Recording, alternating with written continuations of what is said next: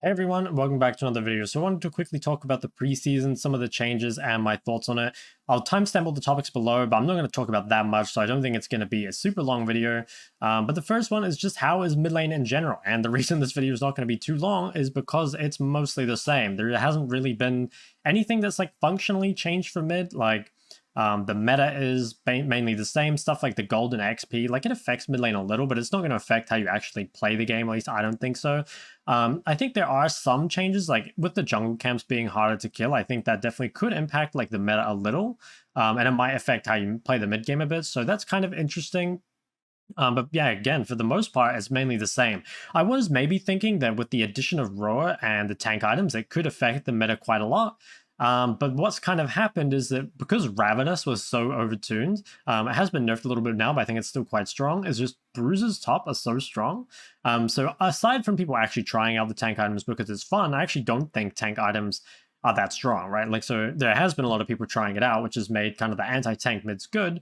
But I think, like, at least in my game, most of the time, it's back to two bruises top. You know, your Jack Fioras, Camille, stuff like that, all just champs that build Ravenous, and that's kind of what we've been seeing for a lot of the season. So yeah, right now it's not too different.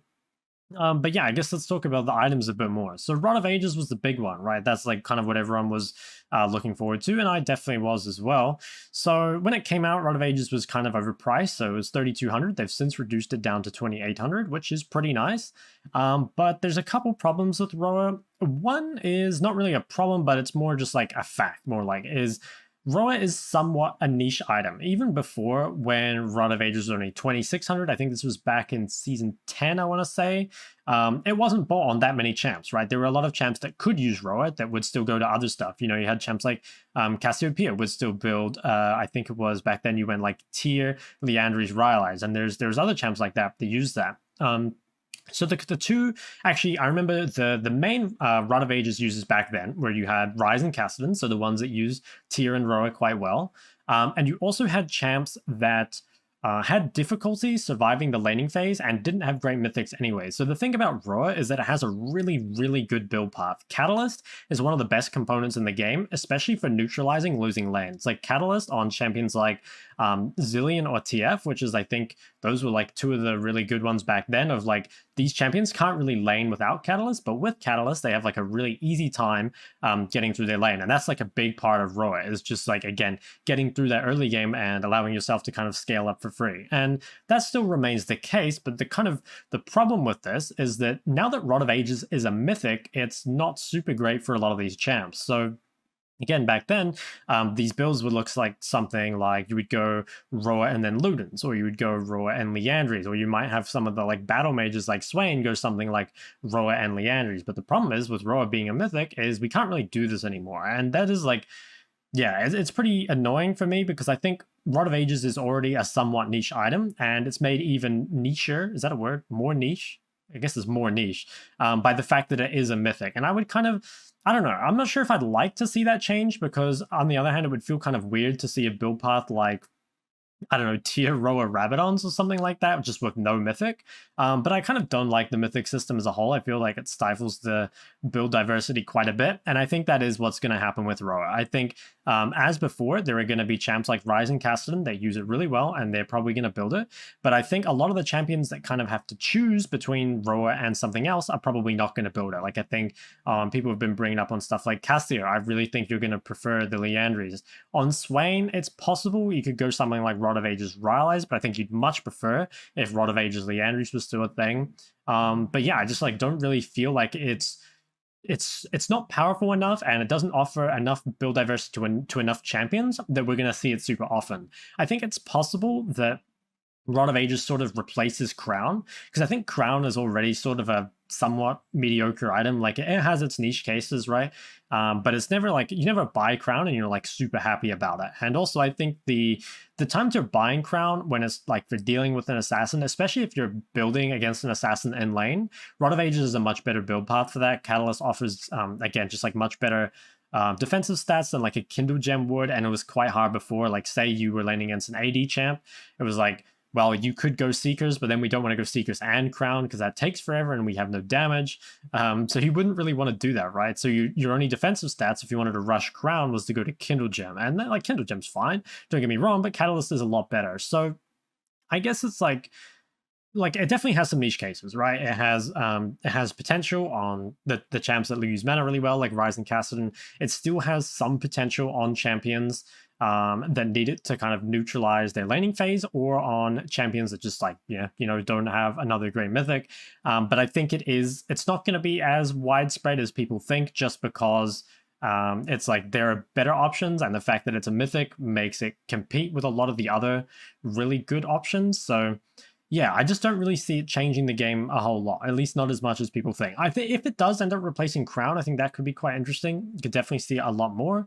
But yeah, just kind of, it's just another mythic item. And honestly, I'd like to see all mythics kind of removed. I really don't like the way it like shoehorns you into certain build paths. But I think if there's a problem with AP itemization, it's actually the second items more than the first items. Like the problem a lot of champs have is it's like, well, for our second items, our only really good option is like Shadowflame or Zhonya's. Like Cosmic is like decent, but it's kind of mediocre. Zhonya's stats kind of suck, so you're just buying it really for the insane active, which admittedly is quite good.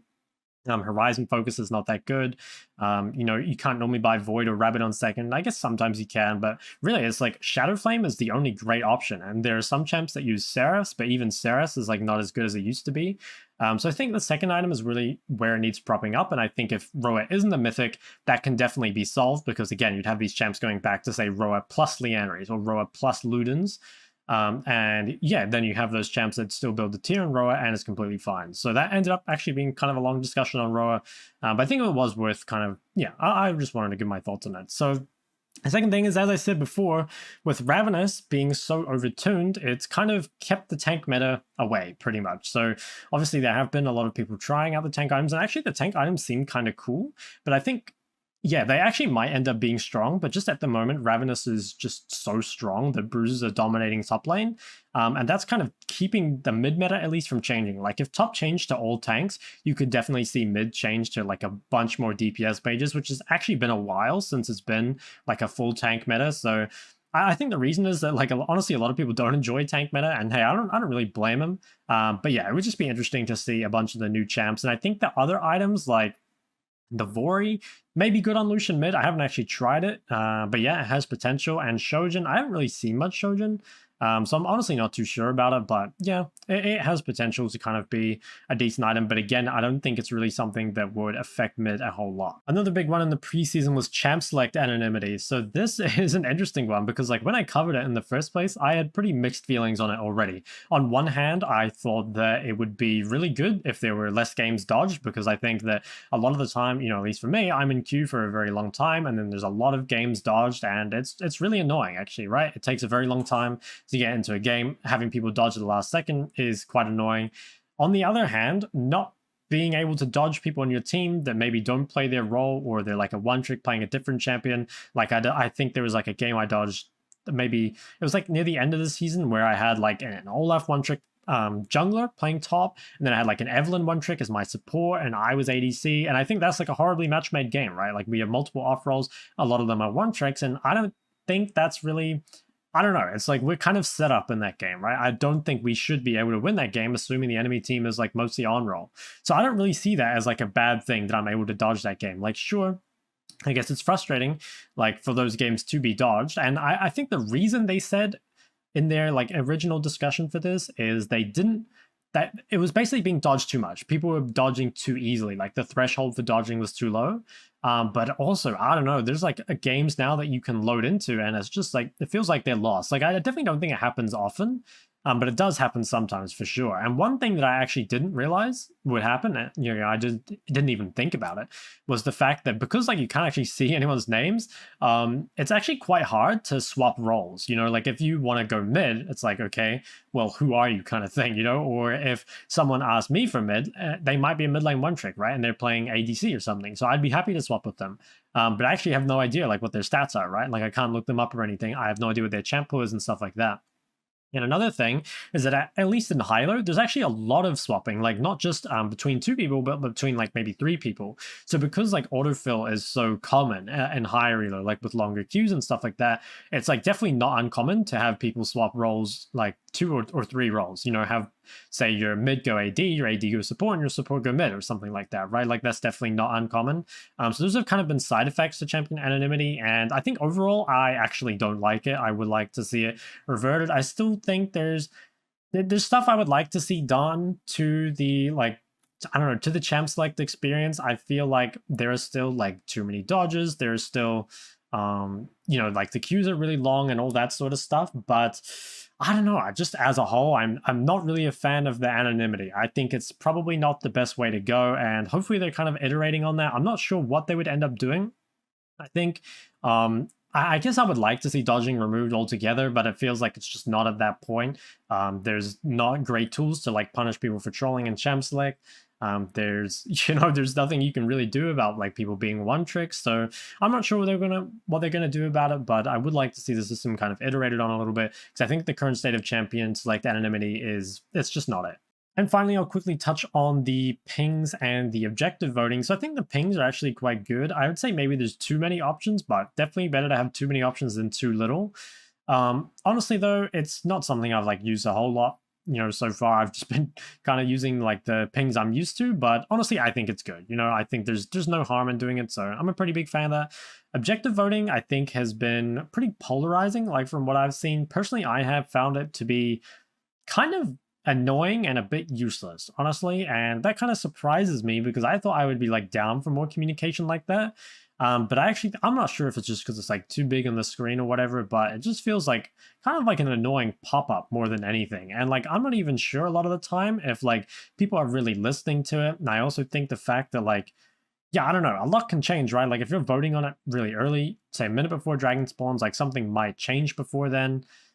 So honestly, I guess there's like no real negative to keeping it in the game. I just doesn't really feel like it's something I'm gonna interact with a lot, and it still feels like it really leaves me wanting voice chat, you know? Like I really feel like not having voice chat is kind of, I don't know, it's not like bad for the game, right? But I feel like it would just be so nice to have voice chat, and it feels like a lot of the changes, you know, like better pings and stuff is just Riot doing whatever they can to not implement voice chat, and like they have their reasons for that, right? But I think ultimately it's kind of a losing battle. It just feels like it can be so easily solved through voice chat, but I guess like they just don't want the extra stuff that comes with it. But yeah, I don't really want to spend too much time talking about it because honestly, I just like don't really care too much about the objective voting. It doesn't really matter to me, but I'd be interested to hear like your thoughts on it. You know, do you guys find that annoying? Do you guys find it really helpful? Is it nice to have the extra communication? Yeah, more interested to hear your thoughts because so far I just haven't really interacted with it a whole lot beyond like, you know, just like clicking it to vote here and there, but I haven't really used it to really like win or lose the game. So I think that's like probably going to be it for my thoughts on the preseason. Again, how long is it? Oh, it's actually a bit longer than I thought, but yeah, not too long. And the main reason, like I said at the start, is it's just not that different. And I expect that there will probably be a fair amount of change before the season starts. Like I think they're still working on seraphs internally. I think that, you know, once the meta kind of, you know, once they like balance some of the stuff, like maybe Ravenous being too strong, we could definitely see a change. Like we might see the tank meta come around, and then if the tank meta comes around, like we might see a bunch of different mid lane champs, and that would be quite interesting for me. Like I'd definitely like to see a meta because I think the meta has been like relatively stale for a while now. I mean, it's a fun meta, don't get me wrong, but even if it's fun, like it still gets old, right? So I'm looking forward to something different. Hopefully we will see something before the next season starts. But anyway, guys, I think that is going to be it for this video. Let me know what you think about the preseason and everything, especially the objective voting below, and I'll see you guys next time.